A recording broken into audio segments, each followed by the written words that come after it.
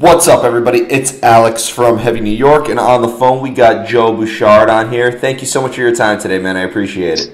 Hey, it's great to be here. Great to talk to you. Awesome. It's great to have you here. The newest solo album, Strange Legends, which is coming out at the end of this month. Do you just want to talk about how the making of this album was? I know that you've been working on this material for quite a while now, so it's finally seeing the light of day. So do you just want to talk about how the experience was making this album? Well, it was a great experience because it's my sixth solo album, and I think that the production gets better and better. As I get more experience. Not that I haven't had a lot of experience in the past, but it all seems to come together on this one. I had a great drummer play with me on it, Mickey Curry, who's done so many albums.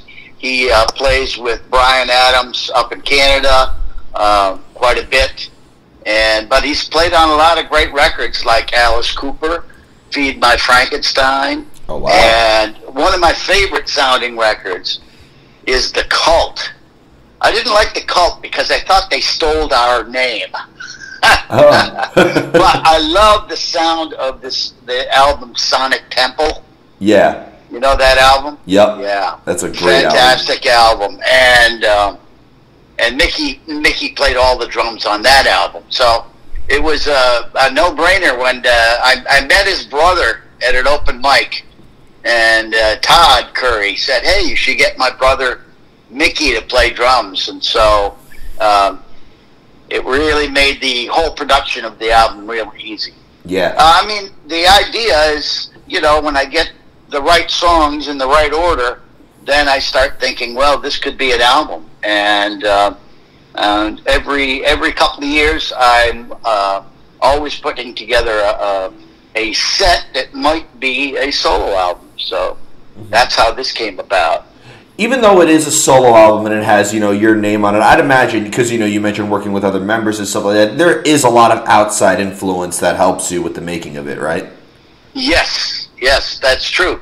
One of my co-writers on this album is John Shirley, who's a science fiction writer. John has written dozens of science fiction books. He wrote the screenplay for The Crow, the movie The Crow. And he also writes lyrics for the current iteration of Blue Oyster Cult. Mm-hmm. So, and he's a singer, and he has a band, and he puts out his own albums. But he sent me an email out of the blue, and I guess he had heard one of my other solo albums. Said, I really like what you're doing here. I'm a fan.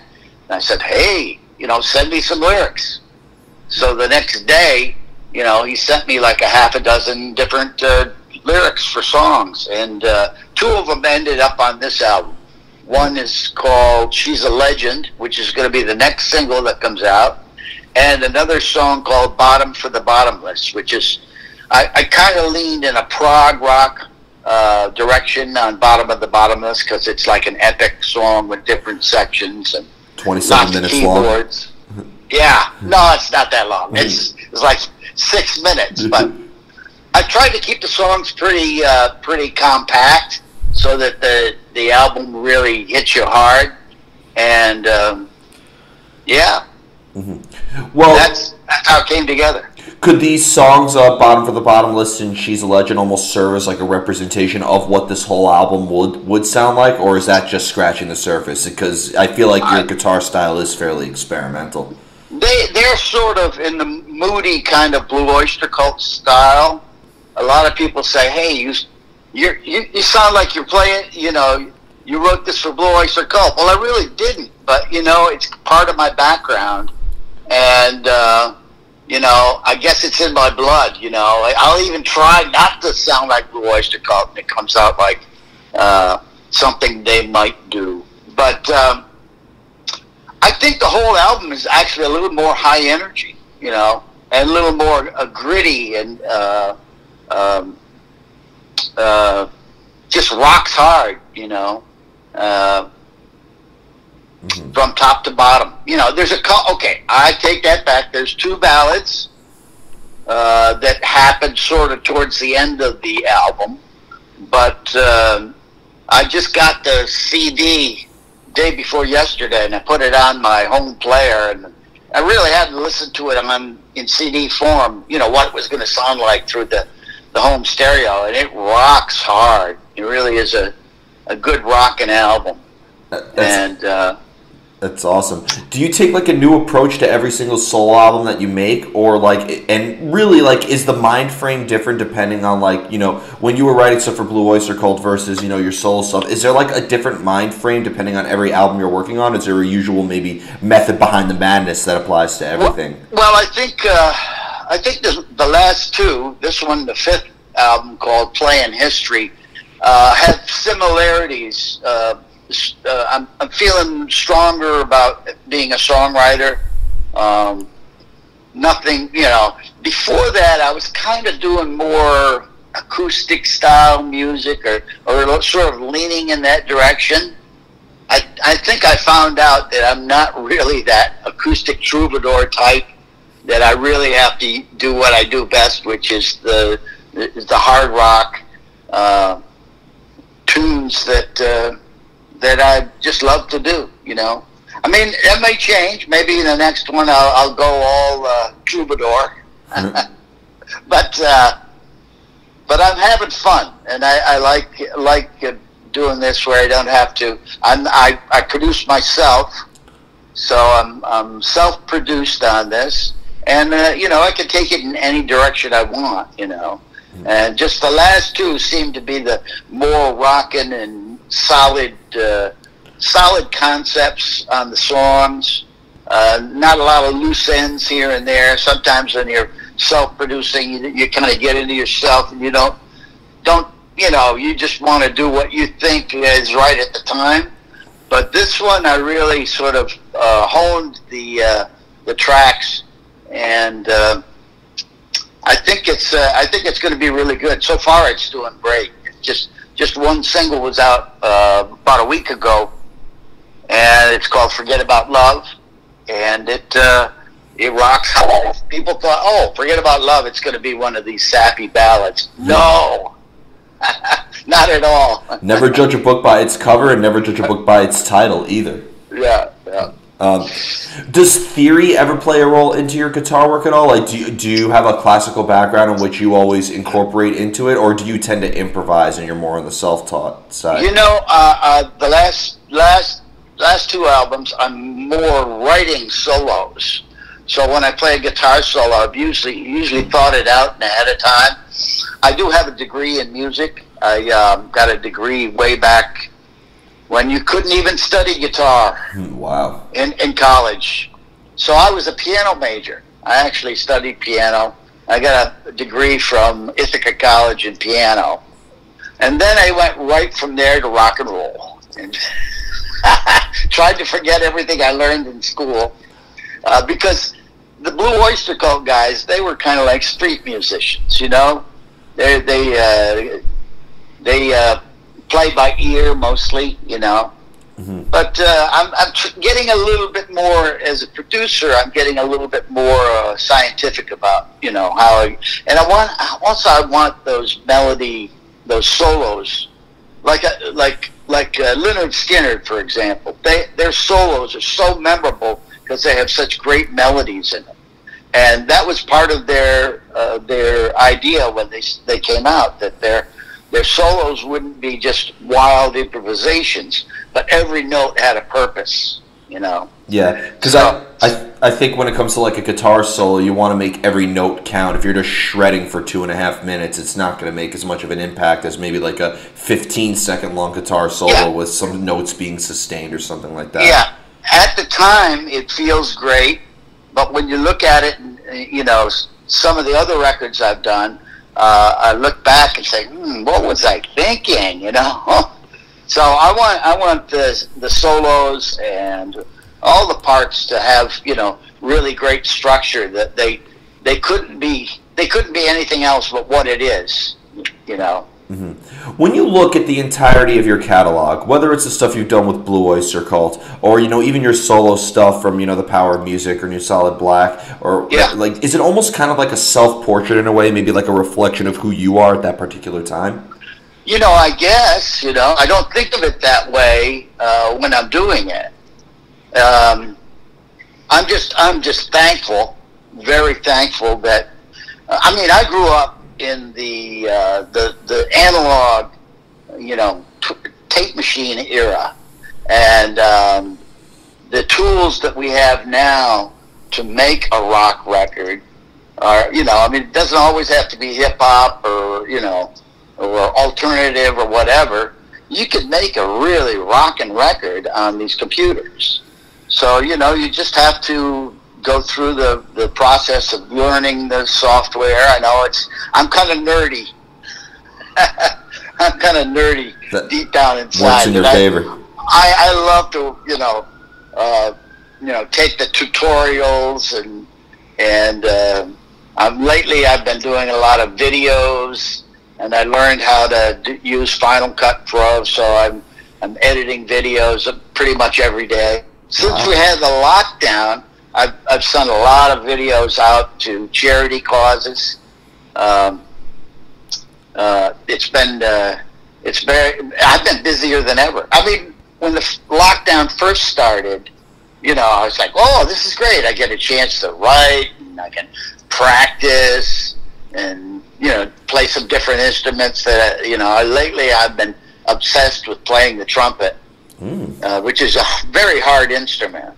But I got a antique cornet, and then I got a trumpet that came from Europe, and I have a flugelhorn that I actually got at Manny's back in the 70s. So I've been, and I always was the worst trumpet player in my high school band. I repaired trumpets for 8 summers. I know the struggle. Oh my God! So somebody said, "Hey, you'd be okay if you had a good horn." So I've been on a quest for a good horn. I'm not allowed to buy any more guitars. I don't have room for them. There's no such thing as too much guitars. You got that right. Yeah. No, I had a 64 Stratocaster in 1964. Wow. And unfortunately, I stupidly sold it when I was in music school because I wanted a serious guitar. And I got a Gibson 3035, and I had it for a few years. But then I sold that because it never was a great 335, So, but now I've got a few good guitars here, and slowly I'm getting the level of the guitar work on my records a little bit better. Just got a few nice pieces here, but. Do you like, when it comes to getting inspired to write, like for the inspiration or the creative energy to flow through, does it just come out of nowhere sometimes, or do you almost have to be in a certain place at a certain time in order for the creative ideas to flow through? All different kinds of ways. The strangest one that happens is I'll be working on a song, and I'll put it away and go to bed. I get up the next day and I said, my God, I wonder who played that. But there was nobody else here. It had to be me. That happens more. I wish it happened even more. But sometimes it just comes out of the blue and you have no idea. And you kind of wonder, who played that? That's so great. It couldn't have been me. But wait a minute. There was nobody else here. Yeah. That's when you work by yourself a long time, Isolation is the greatest fuel for art. I almost think this quarantine is going to help a lot of people with creativity. Oh, yeah. Yeah, it's kind of a reset, too. You try to figure out what's really important. Well, writing songs is really important, hanging out at a local bar is not as important as writing that good song, You'd be amazed on how many great songs came from great local bars, though. Oh, that's true. That is true. Yeah. And also, it's great for your chops and a lot of things, you know. Yeah. Yeah. It's all good. You ready for the most difficult question of the entire interview? I think I can hear it coming. Yep. How do you know when a song is done? Oh, that's good. Well, when I take it out to the car and I crank up the stereo, and I do a little mix here, you know, and for some reason it always sounds different in the car, you know. And it's just a regular, it's not a fancy car stereo, it's just like a regular Ford radio, you know, pretty nice sound. I stick it in there, and then I can tell whether it's done or not, you know. And many times I'll say, "Oh, I gotta fix that." Oh no, that's this doesn't work at all. But when you take it out to the car after you've been mixing all day and listen to it, and maybe drive around a little bit, then it says, yes, this is finished, you know. Mm-hmm. That's a unique answer. Yeah. Do you have to drive at a certain speed or something like that? No, just it's kind of like you have to like free your mind a little bit, you know, and you know, hopefully the traffic isn't too heavy and you don't have complicated directions where you're going. Yeah. But you're not passing by any state troopers when upstate. you're just cruising down the highway and you hear that song and the mix, you know, everything is even across the mix. You take it back in, you listen to it again at home. Maybe you do a little thing, take it back out to the car. I do a lot of that. It's hard to keep your perspective when you're working in your, you know, home studio. Yeah. But I find the car helps a lot. Yeah, kind of going back to like what I was saying, like isolation is often the greatest fuel for art, but you know, sometimes, you know, you're kind of trapped in a bubble, like you want to see how the song works outside of where it was originally created as well. Yeah. And, you know, build up its immunity to the outside world. Yeah. Yeah. And you know, driving upstate, I just hope you know you avoid a bunch of state troopers. Oh, yeah. Keep it slow on 17. Getting pulled over by a state trooper on 17 is one of your worst nightmares. I've driven that road hundreds, maybe 1,000 times. Maybe 1,000 times. We used to make the run up to Elmira, up to Ithaca, upstate New York. I mean, you know, every place. Syracuse. It's all those places. Rochester. Route 17 is a really interesting road. You see a lot. Yeah, yeah. So before we go, I want to thank you so much for your time today. Hey, it's great talking to you. I mean, I'm glad you're getting to hear the album. Yeah, and you'll get the whole thing in probably physical form. Yeah.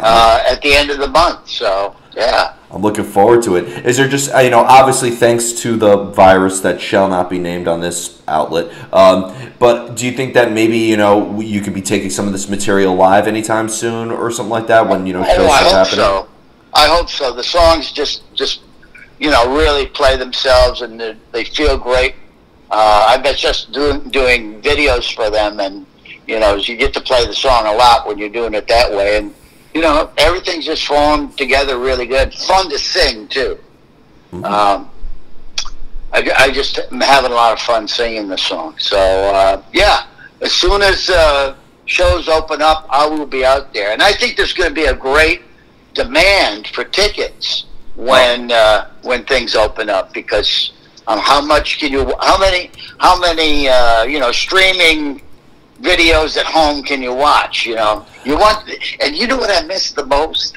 I miss those crowds that when they're packed in and their hands are in the air and they're all singing along at the top of their voice. Yeah. You know, that feeling when everybody's singing a song is like, wow, that's so amazing, you know. Yeah. And I've had a lot of those experiences over the years. So yeah. Modern technology can never take over what makes that so special. I mean, we're looking at drive-in concerts, you know, where people sit in their cars and, you know, it's safe and everything, but it's not going to be the same as a whole crowd just singing along to your music. Yeah, and as somebody who attends a lot of death metal concerts, a drive-in concert would never work. That'll just end up in a 20,000 car pileup.